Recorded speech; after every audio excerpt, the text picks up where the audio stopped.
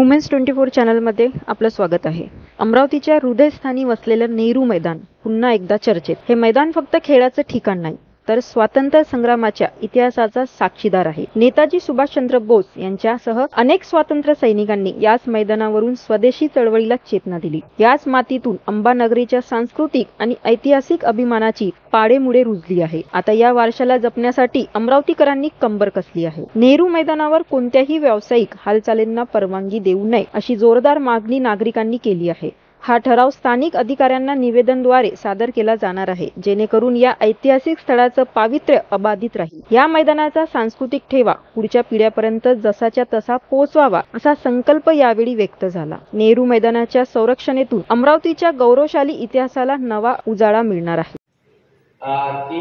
ती सुद्धा ऐतिहासिक आहे, हेरिटेज स्ट्रक्चर।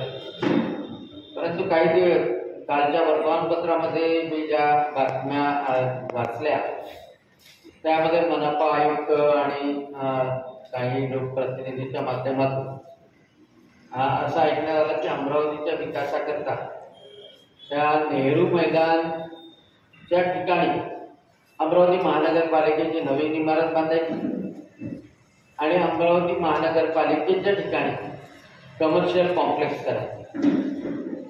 खरं तर पाहिलं तर अमरावती शहरामध्ये मध्यवस्तीमध्ये असलेलं ते एकमेव मैदान आहे की ज्या ठिकाणी अनेक सभा होतात। याबाबतच्या ताज्या घडामोडीसाठी बघत रहा वुमेन्स 24 चॅनल।